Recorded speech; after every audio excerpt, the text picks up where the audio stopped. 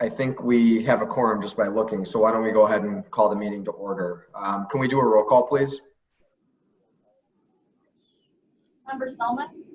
Here. Member Chaplin? Here. Hart? Here. Member Ozark? Here. Member Healy? Member Rutledge? Here. Mr. Berlin? Here. Mr. Buckles? Here. Mr. Grogan? Here. Ms. Henry? You, Gwen? Here, I'm having a hard time hearing. Mr. Mendrick? Mr. Katsarubis? Present. He's just phone. That's my phone. He doesn't want us to see him in his pajamas. I was going to say something similar. So I believe we have a quorum. I think that was the end of the roll. So we'll move on to the next order of business, which is Chairman's remarks. Just real briefly, I know we have somewhat of a short agenda, but we do have two presentations slated from the Recorder's office today. So Recorder Buckholz, thank you for being here. We look forward to your presentations.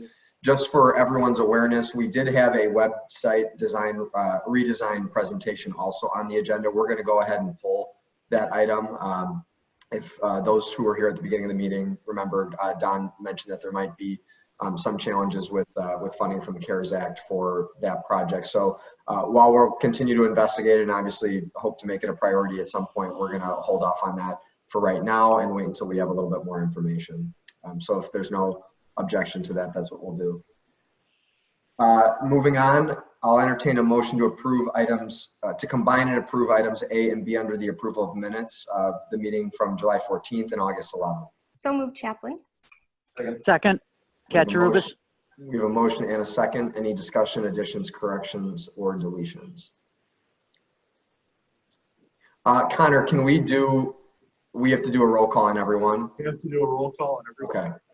Okay. Motion to combine is always in order. We have that many things. Okay. Well, I guess, so I got to split that up. So I'll do a motion to combine. I guess I could do combine and approve. So I'll combine and approve. We have a motion and a second, no discussion. Let's proceed to a roll call. Member Selman? Aye. Member Chaplin? Aye. Member Hart? Aye. Member Ozark? Aye. Member Healy? Member Rutledge? Aye. Mr. Berlin? Aye. Mr. Buckles? Aye. Mr. Grogan? Aye. Ms. Henry? Aye. Mr. Mendrick? Mr. Katsarubis? Aye. Thank you. Those items are approved. Moving on to procurement requisitions, I'll entertain a motion on TEP 227-20 recommendation for the approval of a contract purchase order to SHI International Corp. to enter into an enterprise term license agreement with Adobe Systems Incorporated. So moved, Chaplin. Second, Selman. We have a motion and a second. Any discussion? Member Ozark. Yes. I just wanted to verify, this is an addition of the Adobe Sign licensing to this contract, because the dates are, I mean, it's almost expired November 10th, 29, or November 9th, 2020. Is this a change order of some sort, or what exactly is the, why are those dates in the past, I guess? So it's a renewal of the Adobe license agreement. It actually starts November 9th. We're renewing it early because we're adding Adobe Sign. Okay. Because of the pandemic. So it's not just Adobe Sign, it's also a renewal of all the other software. Hey, Wendy, Member Ozark, were you able to hear that clearly? I know I had a little trouble. It is an addition to an existing contract, is that correct? Correct. It's a renewal of the existing contract, which ends in November. However, it's an addition of Sign to that renewal. Okay, and then will we be seeing this again for renewal in November? No, this renews the November contract. We're just renewing it early. So this contract is over November 9th, 2020? No, starts. Right. The current contract is over November 9th, 2020. I don't know if the dates on the agenda are wrong. Okay. The current contract expired November 9th, 2020. This is to renew that to go to November 9th, 2021. Okay. Okay, And so the dates are wrong. what I wasn't clear about. So do we need to amend what we're agreeing on today for the dates? Because it says 19 to 20. Yeah, that's, Okay. We have the correct dates. If it was correct, you don't need to amend the agenda. It's the same general gist of what we're doing. That's what it's as far as the supporting documentation, as long as that's accurate. Just make Okay. sure you correct the blurb when it goes to finance. Okay, Yeah, and note on the minutes that there's a scrivener's error in the agenda. okay, so let me just repeat that because I'm at least having a little difficulty hearing. Thank you. What I understand is that the supporting documentation has the correct dates. We don't need to amend our motion to amend the blurb because the supporting documentation covers that. Is that correct, Connor? That's correct. Okay, all right. Okay, thank you. Any other discussions? Questions? Hearing none, let's proceed to a roll call. Member Sullivan, Aye. Member Chaplin, Aye. Chairman Hart, Aye. Member Ozark, Aye. Member Healy, Member Rutledge, Aye. Mr. Boleyn, Aye. Mr. Buckles, Aye. Mr. Grogan, Aye. Ms. Henry, Aye. Mr. Mandrick, Mr. Katrubis, Aye. Okay, the item passes. Moving on to item B, I'll entertain a motion on 2020-224 recommendation for the approval of a contract purchase order to Kinsey & Kinsey, Inc. for professional services to perform a security review of the ERP system and make changes or create reports to track COVID expenses. Move approval. This is Henry. Second, Chaplin. A motion and a second. Any discussion or questions? Yeah, this, I think this one looks the same. It has a August 25th through November 20th for contract total. Is this the same thing with the COVID that we're extending it to 2021? This is a new contract, and it's just going through the end of this fiscal year. Okay, thank you. Any other questions? Hearing none, we'll go to a roll call. Member Sullivan, Aye. Member Chaplin, Aye. Chairman Hart, Aye. Member Ozark, Aye. Member Healy, Member Rutledge, Aye. Mr. Boleyn, Aye. Mr. Buckles, Aye. Mr. Grogan, Aye. Ms. Henry, Aye. Mr. Mandrick, Mr. Katrubis, Aye. The item passes. Moving on to informational items, I'll entertain a motion to approve and place on file items A and B under informational. So moved, Chaplin. Second, Sullivan. We have a motion and a second. Any discussion, questions about those items? Hearing none, let's go to a roll call. Member Sullivan, Aye. Member Chaplin, Aye. Chairman Hart, Aye. Member Ozark, Aye. Member Healy, Member Rutledge, Aye. Mr. Berlin, Aye. Mr. Buckles, Aye. Mr. Grogan, Aye. Ms. Henry, Aye. Mr. Mandrick, Mr. Katrubis, Aye. The items are approved and placed on file. Thank you very much, everyone.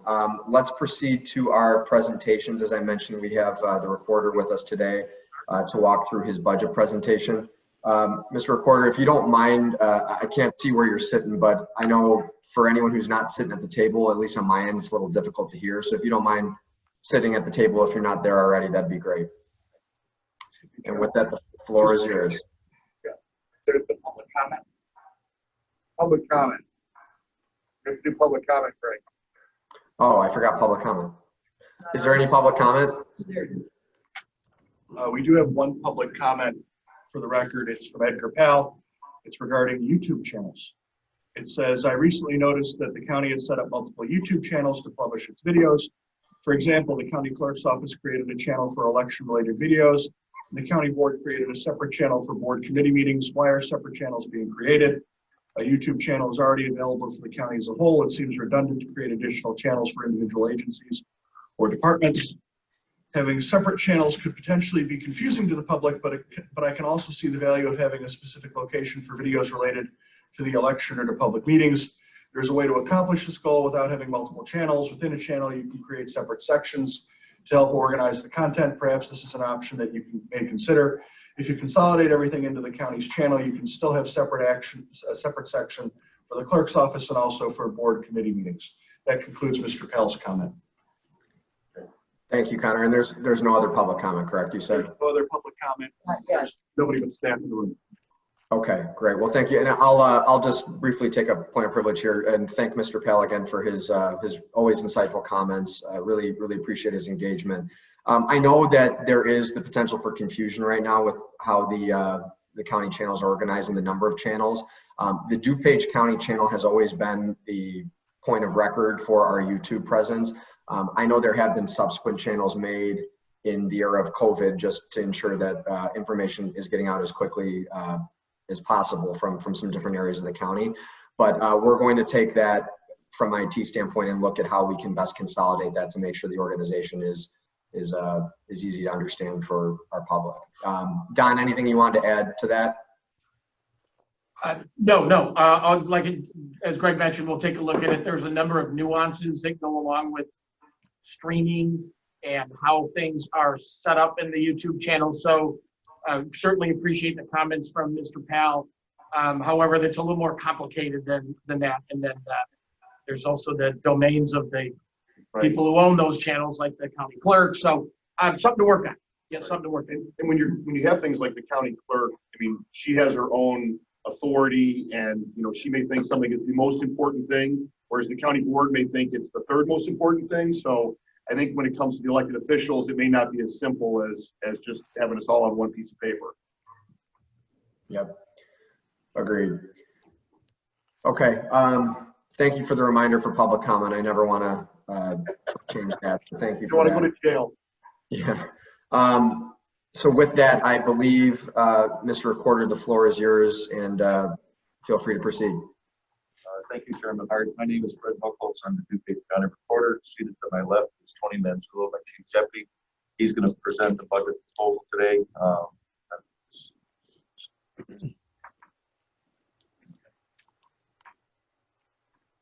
Can everybody hear me if I have my face up? Can everybody hear me okay? I can. Okay. Yes. All right, well, I'll keep going. If you can't hear me, please let me know. My name is Tony Manzulo. I'm the Chief Deputy Recorder. Today I'll be presenting our FY 2021 budget proposal.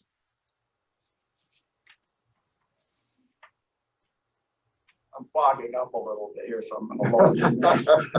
Only downfall to this. The recorder's budget consists of three fund types.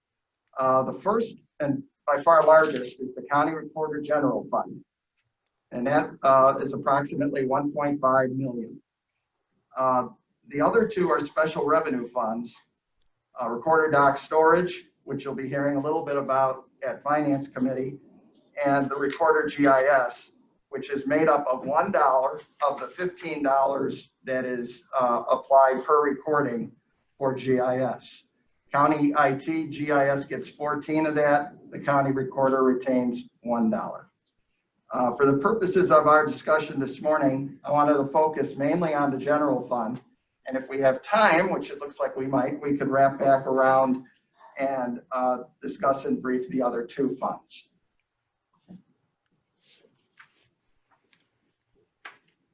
I was going to start with expenditures first, kind of get the rough part out of the way, but I thought, you know what, let's start out on a good note. Everybody likes revenue, especially the finance department.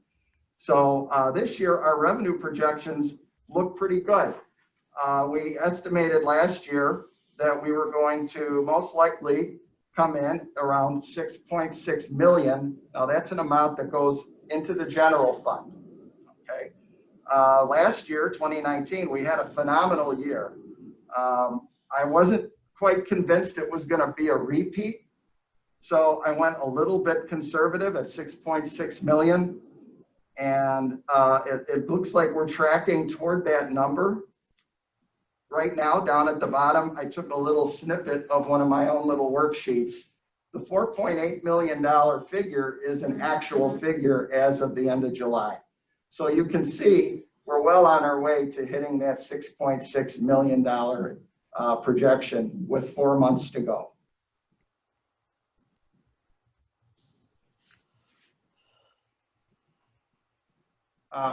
Can we back it up to revenue real quick? I just wanted to mention in the revenue, the Treasurer's Office has two main revenue types that contribute to the general fund. That's the real estate transfer tax, or as we refer to it as transfer stamps, and the recording fee. Both are on track to meet their budgeted projections from 2020. The transfer stamps might come in just a little bit under 4.2 million. However, the recording fee is actually outperforming where it was last year. And the reason being is we're currently at 94,000 document recordings for the year. To give you an idea, I estimated somewhere between 100,000 and 105,000 for fiscal year 2020. So we're recording a lot of documents. The coronavirus hasn't slowed down that process. We've been processing somewhere around 11,000 documents. And I'm sorry, I don't mean to be ignoring you guys here, but I'm trying to the voice reflect this way. 11,000 documents per month. If you don't know about the documents, a document can consist of anywhere from 4 to 17 images on average. We could have a document that has 1 image. We could have a document that has 100. But the average is somewhere between 4 and 17 images per document. Chairman Hart, could I ask a question? Or would you rather us wait to the end? Could we wait? Go ahead, Member Sullivan. Okay. Just quickly about the revenue. So looking forward to 2021, are those transfer stamp fees that you're projecting, those would be based on property sales or transfers within 2021, correct? Correct. But it's important to note that the transfer stamp revenue applies to the net consideration, not necessarily the value of the sale.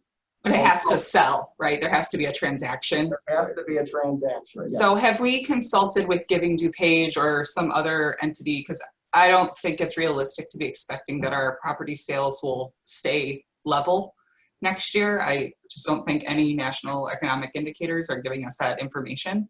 So I just want to make sure we're not overestimating revenue with not considering a downturn in especially the housing market that's expected to come. I was to say last time, I thought that new home sales and home sales were at an all-time high. So 32% of Illinoisans, or Illinoisans, however you say that, are expected to miss housing payments starting in August. And that will only get worse, as we discussed before this meeting started. We don't have an extension of CARES. We have no anticipated date for a new federal action. So I just want to make sure, I know DuPage County is better than that 30% statistic. I think our unemployment rate's a little bit lower than the state average as well. I just want to make sure we're not getting stuck in this trap of DuPage County does a little better. We have a higher educated population, so our economy can do a little bit better. But we still have a high amount of renters who are already missing rent payments and will have to go somewhere else maybe. We're going to have a lot of change in our housing stock specifically. And I just want to make sure we're projecting as well as we can for next year. I know none of us have a crystal ball, but I just want to make sure we're noting that. Foreclosures count as filings, right? Correct. Well, we have sheriff sales. Right. So unfortunately, in bad times, we also generate revenue because of the fees that have to be filed, because of foreclosures and things like that. Oh, those still have a fee that's paid. Yeah. Oh, that's interesting. Okay. Helpful. Thank you so much, Chairman. Chairman? Yes, Member Ozog, please. Thank you. On the flip side of that, though, with the interest rates at historic lows, I think that there is, just observing in my own town of Glen Ellen, things are going up for sale and seem to be moving. I'm seeing sold signs all over the place. But I think I've read that the interest rate is driving quite a bit of home sales and purchases. So I think it's a tough call right now. Thank you. Thank you. Any other questions before we let the recorder proceed? Recorder's office? Okay. Thank you. Go ahead. Thank you, Mr. Chairman. Both members brought up good points that I myself think about every day. Member Shulman brought up whether or not this is a number that you know, is it going to hold throughout 2021? As you said, well, none of us know for sure, but the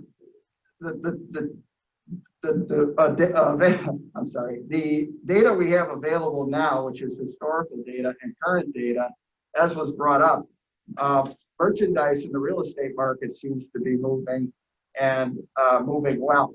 The tail will be over the next 4 months. That's what I'm going to be looking at, the transfer stamp revenue intake over the next 4 months. If it remains constant or has an uptick, that does bode well going into 2021.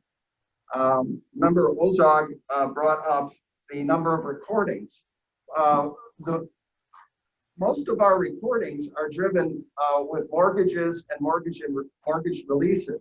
So you're absolutely right. Refinancing is happening. We're getting a lot of that, and that drives the activity rate up as far as recordings is concerned. So these are all the variables that we look at, that I look at every day when I can't sleep at night wondering how the numbers are going to hold going forward. I've been doing it for 14 years now, so you know, nothing surprises me, but it's always interesting to see how current either economic trends or anything happening in our society, how it affects these numbers. And it does affect them to a certain degree. But, you know, as my member Rutledge brought up, the real estate economy here in DuPage is currently doing quite well.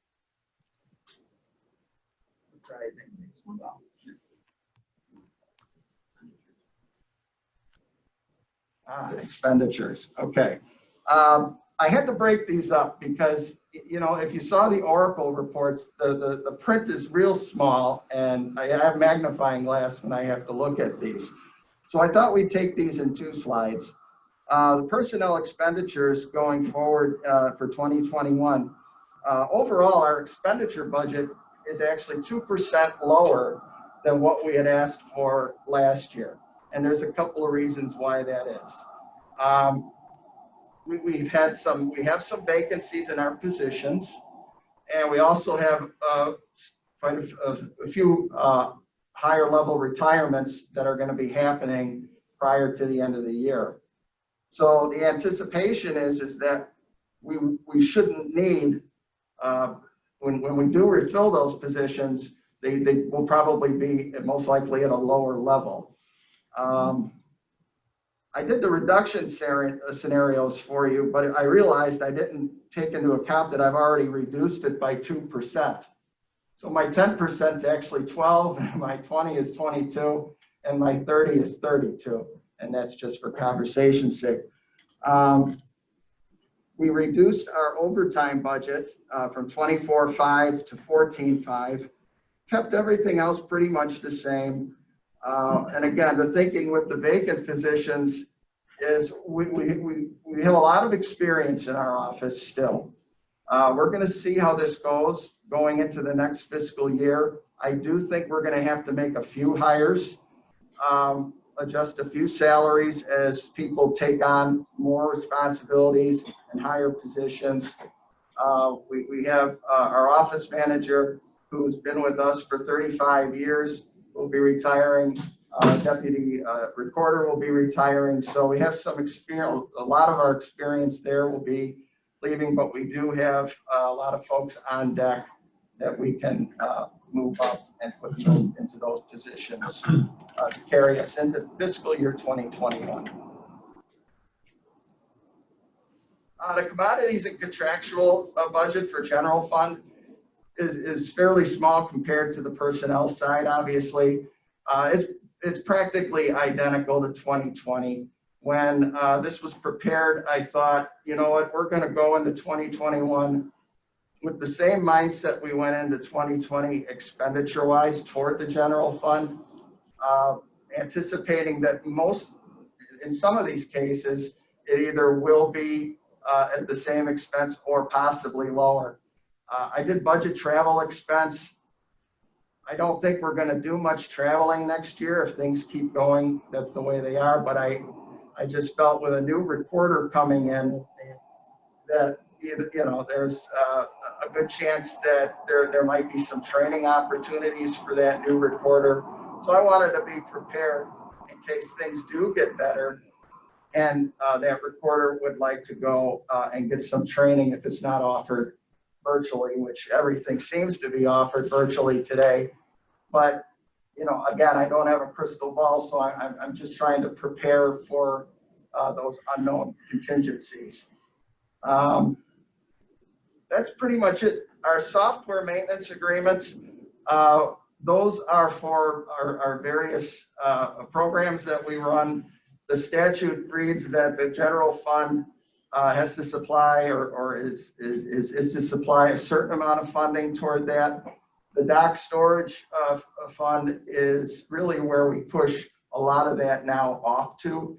So as our general fund gets reduced, if we can't cut on the personnel side funding, we go down to our tech spending and push that off to the dock storage fund and the recorder GIS fund. One note though, I want to just mention the statutory fiscal charges that we budgeted $12,000 for.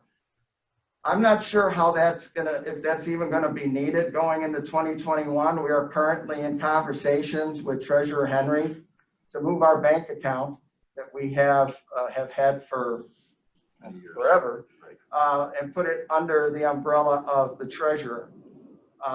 Decided to do that, seemed like a good time to do that.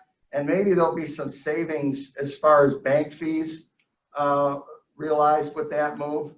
I'm not sure if that's going to happen that way, but I'm hopeful that maybe we'll get to save a few.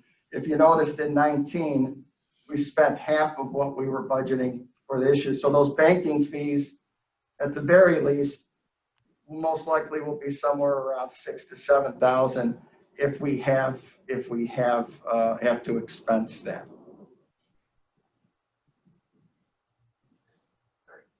Oh, that's fine. Additional information, just a few things. We are anticipating, as I said, meeting our revenue goal of 6.6 million. It's much nicer coming in and saying that than going, I don't think we're going to hit it, but pressure seems to be off on that. E-recording has almost doubled this year to 80% from 40% a year ago. This is attributable mostly to the coronavirus effect.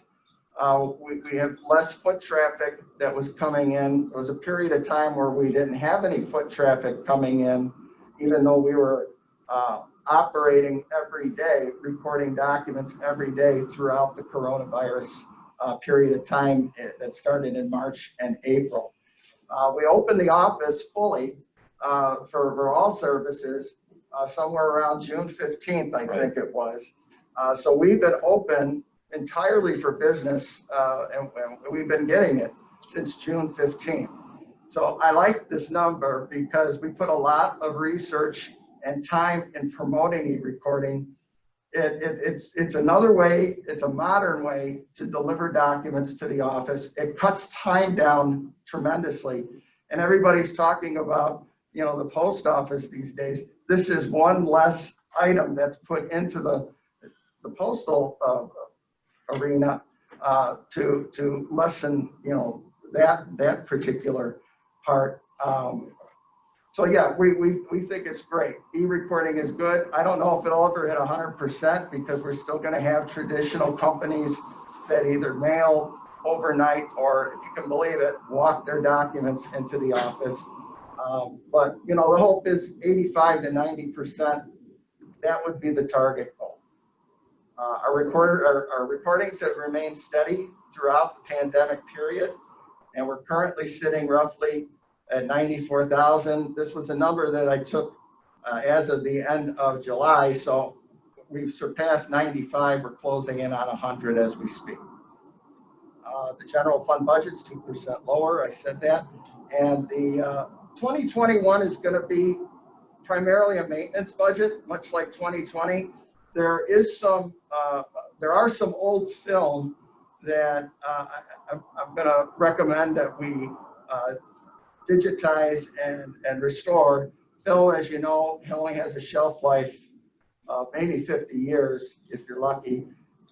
We still do film, even though we are digital. It's a means of our disaster recovery process. And if you can believe it, the statute still says that documents are to be microfilmed. So we continue to do that. Hey, Tony, not to interrupt, I do want to be cognizant of the fact that it is 8 o'clock. I know we have a finance meeting. I do want to make sure that the members have opportunities for any additional questions that they may have. I appreciate your presentation. Any questions for Tony or the recorder from members of the committee? No? Okay. Well, thank you very much for the presentation. We really appreciate it. Of course, if any questions do come up, I'm assuming it's all right if our members reach out and ask you directly, Tony and Fred. But thank you for coming here and appreciate the presentation. Great. Okay, moving on to the next order of business. Any old business? Any new business? Greg. Member Selman, please. Sorry, very briefly. And I know you and I had talked a little bit about this, and Don, maybe you could update us on email with we're short on time. I had noticed some of the August 4th videos, I can't find them, and that's when a lot of our budget presentations happen. I will fully admit it's a possibility. I don't use YouTube very well, but if you can help us figure out why the links aren't available on like the main site where the meeting notes are, or how we're gonna get that sort of synced up in the future, that would be helpful, but I know we're short on time, so email's fine. It should all be out there. We'll make sure that everybody, it might be a little jump on that, so we'll take Okay, perfect. Thank you so much. Thank you, Member Selman. Anything else from anyone? Okay, without objection, we're adjourned. Thank you all for joining. Thanks again.